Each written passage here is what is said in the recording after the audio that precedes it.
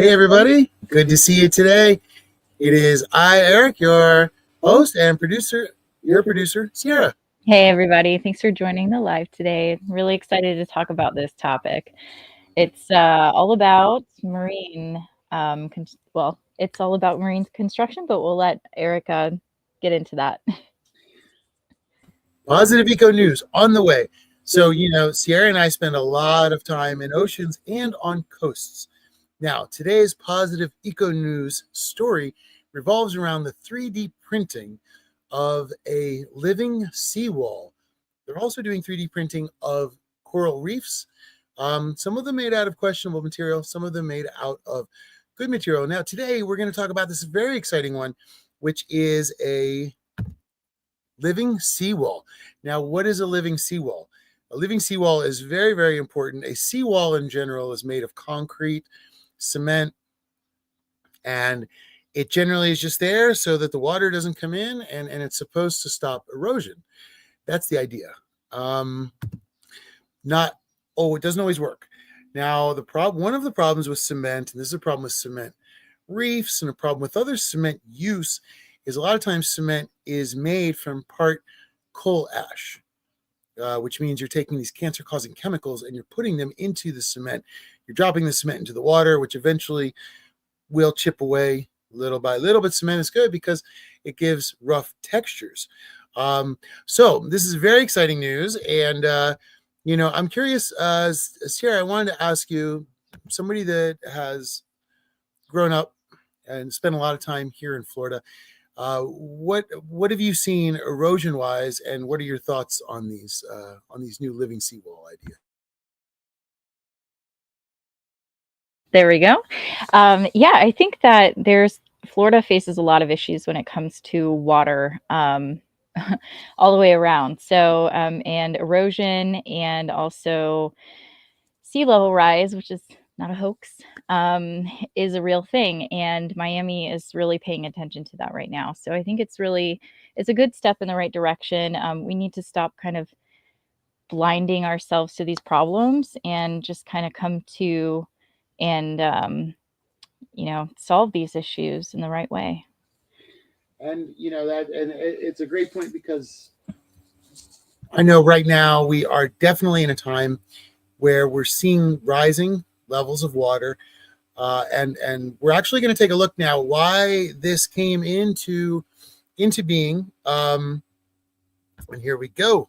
We're just going to pop this on. We wanted to share it with everybody, sort of the origin story of these walls here. Over the years, we've seen what a hurricane can do to our coastline, eroding our beaches and causing roads and homes to crumble. Well, new at 4 o'clock, there is a new push to build a natural line of defense against future storms to stop this from happening again. West 2's Volusia County reporter Pamela Combs shows us the idea of a living seawall. After Hurricanes Ian and Nicole wrecked the coast, Daytona Beach researchers began looking into ways to make these concrete seawalls more resilient during storms. So seawalls that we have right now are just man-made structures that provide really good resistance to these natural forces such as wind and wave action, but they lack the resilience that you see in natural coastal dunes. Researchers at Embry-Riddle and Bethune-Cookman University teamed up to find a solution. They believe a living seawall is the answer. Okay, so that is the basic right there. That's the basic concept of what it is and why it is. So erosion has been a major problem. So they have all these other issues, but this is the first time they've found a solution that can be done with through printing. So I wanted to share with everybody this tab here. So I wanted to share, okay, here we go. This is, there we go. So the first 3D printed seawalls. Now, you can see them out here to the side. It's an interesting construction. And I wanted to also share, while we're here, let's share what it looks like when they are building them. This is the company that builds them. We don't have to have the sound there, but check this out. This is the building of the seawall, and you can see it's layer by layer. It's very meticulous, and it's made out of all non-toxic materials. Now, we have not fully vetted this yet, but this is the concept for this.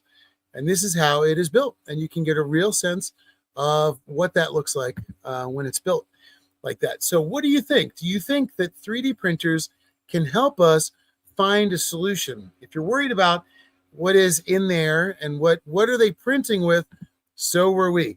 And before we continue, we actually wanted to share with you the video that was put together by the company, kind of explaining a little bit about it. We're not going to run through the whole thing, but I think it's a great understanding of what they have designed. And I want to know if you think that this can lead us to a more positive future. So we're going to have a whip of the board. So yep. 3, 2, 1. So again, this is we are essentially 3D printing living seawalls. I'm Anya Freeman. I'm the founder of Kind Designs. We are a Miami-based climate tech startup with construction tech. So seawalls are usually concrete walls that you see at the edges of properties, and it protects the land from erosion, from flooding and storm surges. The living component is what we're adding to these seawalls, which also allows it to function like an artificial reef. So as you see, it's a very rough texture. And the irregularities are actually something that we like because it's better for the smaller organisms to attach. And the deep caves, again, it's for sea life that can hide from predators. And these crustaceans can go in the lower layers. Our seawalls are structural. They meet all the building codes. They protect communities from rising sea levels. But they also have this environmental component where they have details that host biodiversity and sea life, which makes them function like artificial reefs. We have a partnership with Seabay. They manufacture our robots, and we also have their materials.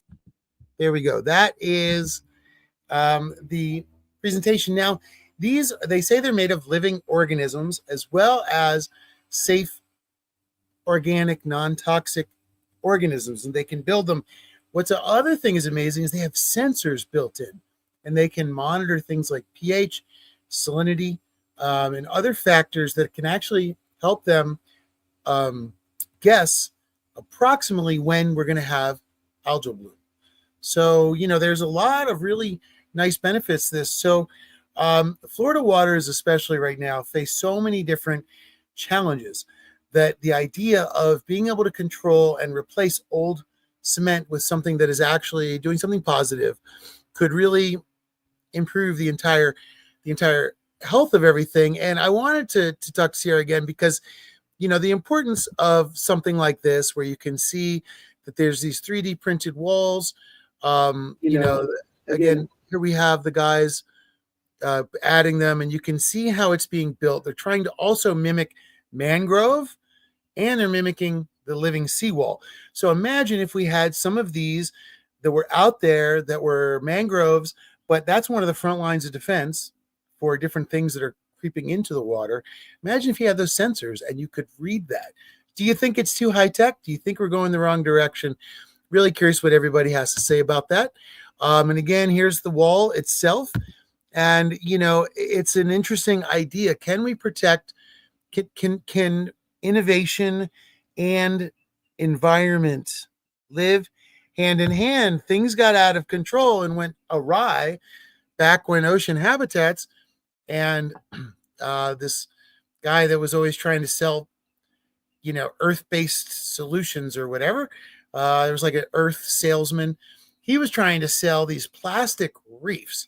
Now, these plastic reefs go in everywhere. Now, if you just look at this picture, automatically you're seeing rope, which became frayed and turned into tons of microplastics.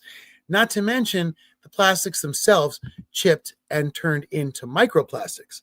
Now, these became a craze, and everybody started buying these plastic reefs, throwing plastic into the water, not realizing they're poisoning every piece of life in there, and that eventually through biomagnification, through the food chain, will enter the human bloodstream, and then these plastic reefs are going to be part of why we have so much microplastics in our body. Terrible solution. Now, it all fairness, I've been completely against these plastic reefs, and so is Sierra and a bunch of our other friends for a long time. And just recently, the guy that runs this company has reached out to talk to us because we're very against it and we want him to make changes. So we want to know, hopefully we get a chance to talk to him. But until then, let's consider these other reefs. So I wanted to ask Sierra, because she has a lot more experience down here as well. If what you found about these plastic reefs, and how do you feel that there's still some out there, and maybe transferring over to this new idea? And mute my mic there. So yeah, I mean, it was really tough, honestly, to see these plastic reefs being promoted as a positive eco solution by somebody who would say that they are a undercover salesman for whatever it is that they wanted him to sell. So that was a problem in itself. But other than that, there's so much microplastic being leached into the waterways, which was denied. And my biggest problem is that it was marketed as a positive, real solution when obviously it wasn't. And there are so many questions that were left unanswered about the safety, the efficacy. What is the what's the exit strategy when it came to these reefs? And there was none. And so I mean, like, it's a really big problem when you have a company touting these eco solutions, and they're actually damaging the environment. And so I think we should pay attention more to these solutions, because we obviously need them. We need solutions. It was really interesting to see that this seawall, it was made, it was biomimicked with the mangroves. So we removed all the mangroves in the area and then created a solution to replace them, but it's still not good enough. So it's, for me, can't beat nature. We try, but yeah, that's my opinion. I totally agree. What we're trying to do is come in last minute and trying to fix our own problem we've created. And we have to do it responsibly. So it's a very, very crazy, it's a crazy thing that people were throwing so much plastic into the waters here in Florida. Everybody came to their senses and started to pull those out.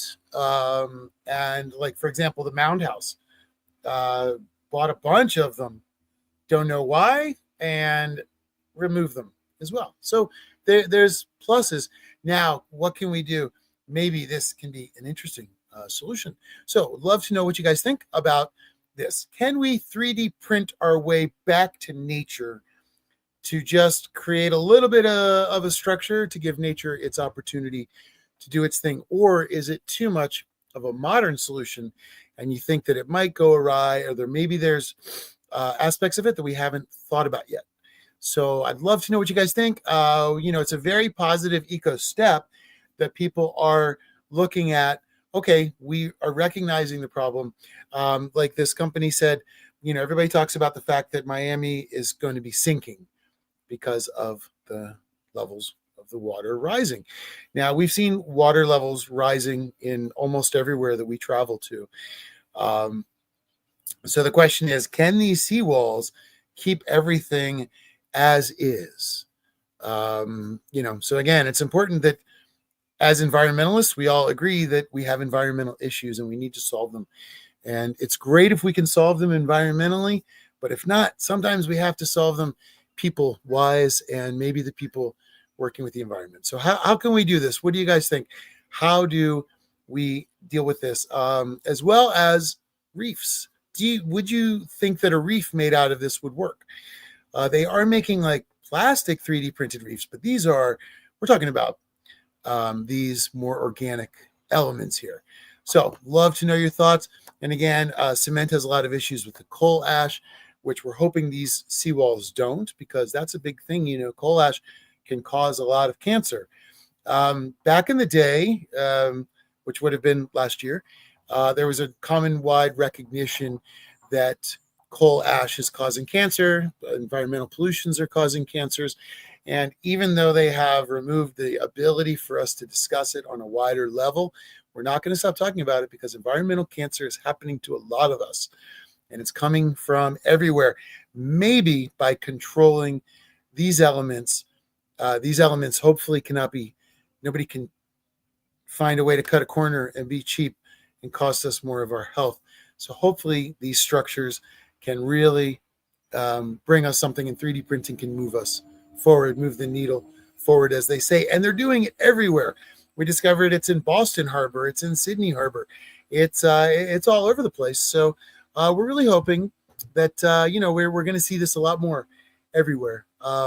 So I'm really excited about it. And Sierra, before we headed out, just wanted to see what your last thoughts are on this concept of can this 3D printing bring us to the right spot? Yeah, I think it's a really good step in the right direction if these materials that they're 3D printing are made of sustainable, non-toxic materials. I've always felt that in the state of Florida, we have a really big issue with like not thinking that the next hurricane is not coming.